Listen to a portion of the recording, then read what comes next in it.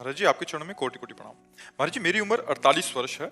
हम दोनों पति पत्नी पिछले 2 वर्षों से दीक्षित हैं। दोनों मिलकर गुरुदेव भगवान के बताए मार्ग पर चलने का अथक प्रयास भी कर रहे हैं। महाराज जी, मेरे अंदर काम भाव बिल्कुल नहीं है, लेकिन गुरुदेव की वाणी के अनुसार उनका काम भाव पूरा करने के साथ देती हूँ। लेकिन मेरे मन में बहुत जलन होती है, 2-3 दिन तक भजन रुक जाता है महाराज जी, बिगड़ जाता है। ऐसे में महाराज जी मुझे क्या करना चाहिए? नहीं, अगर हमें ये भाव आ जाए कि हम अपने पति की सेवा करते हैं, उसे काम भाव क्यों देखें? भक्ति भाव में सेवा भाव है और पति को हमने भगवान माना है और पति को हमने अपना हाथ समर्पित किया है। अगर उनका इस शरीर पर अधिकार है और वो काम भाव से इसका सेवन करते हैं तो हमें प्रसन्न रहना चाहिए। हमें काम सुख का स्वाद नहीं लेना, लेकिन अपने पति को संतुष्ट करने के लिए तो उसमें न जलन होनी चाहिए न खुशी होनी चाहिए, समभाव होना चाहिए। मेरी कोई इच्छा नहीं है, आप हमारे पति हैं, जैसी आज्ञा करें। शांति एकदम। 2-3 दिन भजन रुक जाना या पर ये केवल आपके भाव की परेशानी और कोई परेशानी नहीं है, केवल भाव की परेशानी। एक बार भाई जी से हनुमान प्रसाद पोद्दार जी से उनकी पत्नी ने कहा कि आप तो भगवत प्राप्त हो गए काशी में, कहा आप भगवत प्राप्त हो गए, हम तो गृहस्थ हैं, हमें संतान चाहिए। अब आप भगवत प्राप्त हैं तो कैसे संतान होगी, क्योंकि भगवत प्राप्त के अंदर काम ही नहीं होता। तो उनका तुम केवल इतना देखो, ये हनुमान प्रसाद पोद्दार मेरा पति है, बस ये हनुमान प्रसाद पोद्दार तुम्हारे लिए सिर्फ तुम्हारा पति है, भाई जी महाराज ने। और इसके बाद सावित्री नाम की कन्या प्रकट हुई। तो धर्म में काम भगवान का स्वरूप है, वो निषेध नहीं है। अधर्म में काम, अभी किसी अन्य पुरुष के प्रति आपकी भावना हो तो ये निंदनीय है, लेकिन अपने पति यदि ऐसा करते हैं तो ना हमें क्षोभ होना चाहिए, ना हमें रोष होना चाहिए और ना हमारे भजन में फर्क पड़ना चाहिए। हमारी सेवा हो रही, हमारे पति हैं, तो इसको निगेटिव में मत लीजिए, नकारात्मक भाव में मत लीजिए। नेगेटिव में नहीं लेते, लेकिन कुछ चीजें ऐसी थी जिन्हें छुड़ाया गया आपकी वाणी के द्वारा इतनी उन्नति, और अब वो चीजें बार बार आंखों के सामने आ जाती है जब भी ऐसा होता है। देखो, इस शरीर को प्रिय अपना मत मानो, अपना स्वरूप मत मानो। जैसे हमने ये कपड़ा दे दिया, अब इसे चाहे पैरों से रौंदो चाहे माथे पे बांध लो, हमारा कोई अधिकार नहीं। ऐसे हमने ये तन मन धन सब भगवान को दे दिया और अपने पति में हम भगवान की भावना करते हैं। अरे बिल्कुल, आप सोच केवल बदल दो, केवल सोच बदलनी है। हाँ, केवल सोच बदल दो, इससे कोई फर्क नहीं पड़ता। अपने धर्म का पालन करते हुए यदि हम विषय सेवन करते कोई फर्क नहीं पड़ता, और धर्म विरुद्ध हम केवल चिंतन कर ले तो फर्क पड़ जाएगा। धर्म के विरुद्ध नहीं चलना, धर्म से युक्त चलना है। भगवान ने बनाया ही ये संसार ऐसा है। अगर वो निष्काम है तब तो बहुत बढ़िया है, आप भी निष्काम रहिए। अगर वो सकाम है, अगर आप उनका साथ नहीं देते, फिर वो इधर उधर दृष्टि डालें तो कम एक साथी तो हमारा बिगड़ रहा है ना। तो ऐसा नहीं चाहिए, हमें बहुत प्रेम पूर्वक उनका साथ देना चाहिए। डॉक्टर विनीशा जी, जयपुर से। राधे राधे महाराज जी। महाराज जी, जब किसी से प्रेम करते हैं उसके विषय में सोचना नहीं पड़ता, स्वतः ही उसकी याद आती है। ईश्वर से प्रेम कैसे होगा? ऐसा कैसे, ऐसी कैसे बात करती हो? उसका रूप, उसका गुण, उसका स्वभाव, उसकी चाल ढाल, ये सब हमारे दिमाग में चलती है। प्रेम ऐसे हो जाता है। हम जब किसी से प्रेम करते हैं, उसका स्वभाव, उसकी चाल ढाल, उसका रूप, उसके साथ बैठना, उसकी बातचीत, वो सब हमारे दिमाग में नाचती है। ऐसा करो आप प्रभु के लिए। प्रभु का रूप, प्रभु की बातचीत, प्रभु का नाम, प्रभु का स्वभाव, प्रभु के गुण, प्रभु का चिंतन, अभी प्रभु से प्रेम हो जाए। समझिए आप, प्रेम ऐसे किसी से हो जाता है क्या? हम किसी के विषय में जब सुनते हैं और उसकी बात करते हैं, उससे उसके रूप का चिंतन करते हैं, उसके स्वभाव का, उसके गुण का चिंतन करते हैं, तो हमें उससे प्रेम हो जाता है। तो ऐसे हम प्रभु की कथा सुने, प्रभु का नाम जप करें, प्रभु की महिमा सुने, बार बार उन्हीं के विषय में सोचें, उनसे प्यार हो जाएगा। बिल्कुल ऐसा। और जिससे प्यार हो जाता है फिर वो हमारे दिमाग में बस जाता है। प्रिय मूर्ति नयनन बसै। मान लो व्यक्ति तो दूर है, लेकिन भगवान तो हमारे में भी विराजमान है।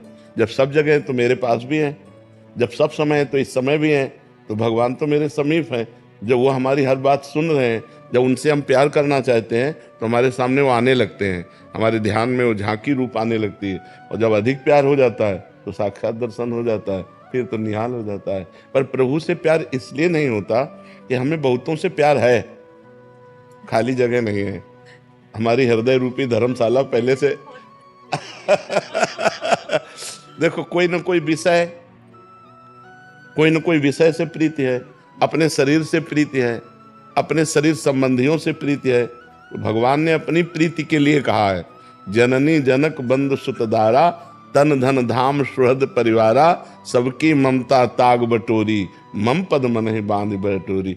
भगवान से प्रेम करने के लिए एक शर्त है कि किसी से आपका प्रेम होना नहीं चाहिए।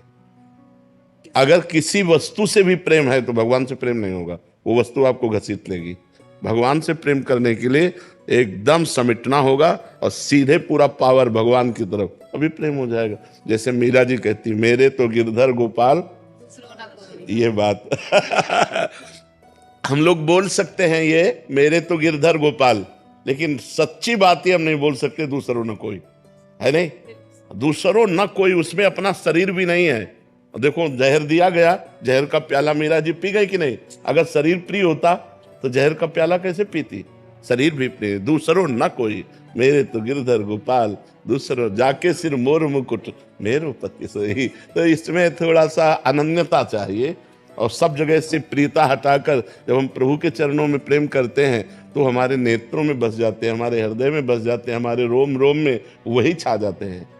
मीतू शर्मा जी मुंबई से। राधे राधे महाराज जी। गुरुदेव, घर में लड्डू गोपाल विराजमान हैं, उनकी सेवा वात्सल्य भाव से करते हैं।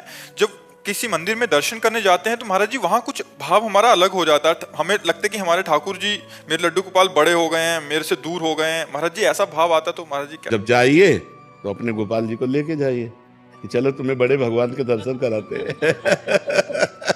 अपने ठाकुर जी को साथ रखिए और उनको भी दर्शन कराइए। भाव तो अपना ही है ना। तो हम जब अपने भाव से बने रहेंगे ना तो रहेगा, चलो लाला आज तुम्हें संत दर्शन कराने चलते हैं, चलो आज तुम्हें ठाकुर जी के दर्शन, क्योंकि हमारा लाला ठाकुर जी थोड़ी है, वो तो हमारा लाला है।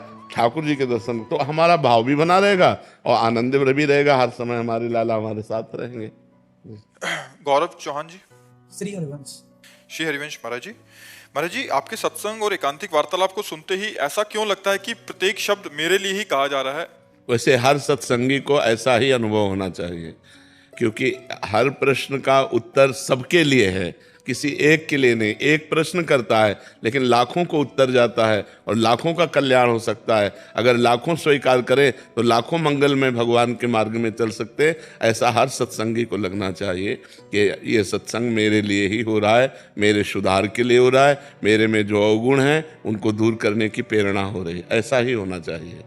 आभास सेठ जी। राधे राधे महाराज जी, आपके चरणों में कोटि कोटि प्रणाम। महाराज जी, भगवान के साथ साथ माता पिता भी पूजनीय हैं, इनको खोने से डर सा लगता है महाराज जी, जैसे भगवान के रूठने से। देखो, इसका नाम है मृत्यु लोक। यहाँ पूजनीय अपूजनीय, श्रेष्ठ नीच, उत्तम अधम जो भी है सब मरेंगे, क्योंकि इसका नाम है मृत्यु लोक। मृत्यु के लोक में हम हैं तो मृत्यु अपना काम करेगी, चाहे संत हो, चाहे असंत हो, चाहे बच्चा हो, चाहे जवान हो, चाहे बुद्धिमान हो, चाहे मूर्ख हो, चाहे पापी हो, चाहे पुण्यात्मा हो, मृत्यु लोक में है, मतलब मरेगा। अब समय निश्चित नहीं है। समय किसी का बाल्यावस्था में ही मृत्यु, किसी की जवानी में, किसी की वृद्धावस्था। तो हमें पहले से तैयार रहना चाहिए कि ये सब बिछुड़ेंगे। हमको जो वैराग्य हुआ बचपन में वो इसी बात से हुआ। हम अपनी माँ से बहुत प्यार करते थे, तो वैसे हर बच्चा माँ से प्यार करता है। तो जब स्कूल से आते लगता है ये मरेगी, जब ये मरेगी तब मैं कैसे जी पाऊंगा। ये शाश्वत संबंध नहीं है। तो कौन ऐसा है जो मेरा वास्तविक मित्र बन सकता है? तो बस हृदय से आता भगवान से। तो फिर उन्हीं के लिए जीवन अर्पित की। जो सच्चा मित्र है उसी को प्राप्त करना है, उसी से प्यार करना है, पूरे जीवन का प्यार उसी को देना है जो हमारा सच्चा मित्र है। तो जैसे हम माँ से प्यार करते हैं, पिता से प्यार करते हैं, तो ये विशुद्ध प्यार नहीं होता है, इसमें मोह होता है। और मृत्यु होने पर बड़ा दुख होता है, क्योंकि जिससे हमें प्रियता होती है, लगाव होता है, उसको सदैव पास रखने की इच्छा होती है। और मृत्यु पास रहने देगी नहीं, सदैव नहीं रहने देगी, ये बिछुड़ेगी ही। यहाँ बिछुड़ना ही है, इसीलिए फिर मन हट जाता है और लगता है कि ऐसी जगह लगाओ जहाँ बिछुड़ना ना हो। वो है श्री कृष्ण, वो है किशोरी जी। जहाँ मन लगा दो तो फिर बिछुड़ना नहीं होगा, वो हमारे मन ही में आके बैठ जाएंगे और सदा सदा के लिए बैठ जाएंगे। रेवती जी पुणे से। राधे राधे महाराज जी। महाराज जी, निर्गुण ब्रह्म से प्राप्त ब्रह्मानंद, सगुण ब्रह्म से प्राप्त भगवतानंद, महाराज जी अनुपम परमानंद से पृथक श्री कृष्ण रसामृत प्राण आनंद रस। महाराज जी, भगवान के लिए भी विमर्श तथा परम रहस्य रस की क्या आप कहना चाह रहे हैं इसमें? राधा सुधा निधि में है वैसा वर्णन, वो उनके लिए क्या अगम्य है ऐसा? महाराज जी, इसमें एक व्यासवाणी का और कोटेशन दे रहे हैं कि निर्गुण सगुण ब्रह्म ते न्यारो बिहरत सदा संघात, व्यास विलास सदा रस अद्भुत निगम अगोचर बात। इसमें तुम्हें क्या संशय है? श्री कृष्ण के लिए भी कुछ अगम्य है ऐसा? श्री कृष्ण के बहुत रूप हैं, एक ही रूप थोड़ी तुम जानते हो। जैसे अब तुम्हें समझाएंगे तो समझो। हमारा स्वरूप निर्गुण है, आपका स्वरूप निर्गुण है। आप अपने को निर्गुण मानते हैं तो सगुण मानते हैं, तो ये देह को लेकर तो मानते हो नहीं। बोलो आपका स्वरूप क्या है? कोई रूप नहीं आपके स्वरूप का, कोई गुण नहीं, वो चिदानंदमय है। जो आपका स्वरूप है वो चिदानंद है, वो भगवत स्वरूप है, लेकिन आप उसे जानते नहीं हैं। आप इस पार्थिव पांच भौतिक देह को ही केवल अपना स्वरूप मानकर अपने को स्त्री मानते हैं, मानते ना।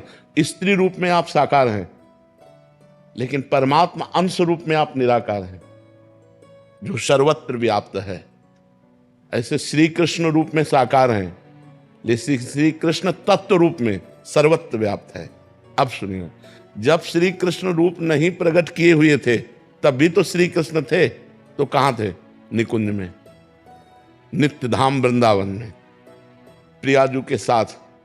तो सगुण रूप अवतार लीला, निर्गुण रूप तत्व रूप से, और सगुण निर्गुण दोनों से न्यारे। अवतार लेने के पहले, अवतार लेने के समय निकुंज में ताला लग गया था क्या? कि अब तो गए यहां से दिल्ली गए, हमें तो दरवाजा बंद है। तो थे ना, तो वही है। सगुण निर्गुण दोनों से न्यारे, निर्गुण सगुण ब्रह्म ते न्यारो, जो प्रियाजू की गलवैया दिए हर समय विहरण करते रहते हैं। एक रूप में अवतार लेते हैं, लीला करते हैं, लेकिन जिस समय अवतार लीला चल रही होती है उस समय निकुंज लीला भी चल रही होती है। निकुंज लीला में ताला तो नहीं लग जाता, तो समझ रहे हैं ना। अच्छा, अब जैसे सखाओं के साथ श्री कृष्ण यहां खेल रहे हैं और कह दिया जाए इनके लिए भी वो अगम्य है क्या? उसी समय वो श्री जी की महावर रचना कर रहे हैं, उसी समय श्री जी का चिबुक प्रलो रहे हैं, उसी समय श्री जी की रूप माधुरी का पान कर रहे हैं। बोले श्री कृष्ण के लिए भी दुर्लभ है। अब आप देखो कब कहां जब सखाओं के साथ खेल रहे हैं और वहां श्री जी के पास वो रसिक देख रहा है कि वो तो चिबुक, वे मृद चिबुक प्रलोई प्रबोधत, तो भामिन करसों कर टारत। बोले वो श्री कृष्ण के लिए भी दुर्लभ है। कौन श्री कृष्ण? जो सखाओं के साथ खेल रहे हैं। तो है कौन?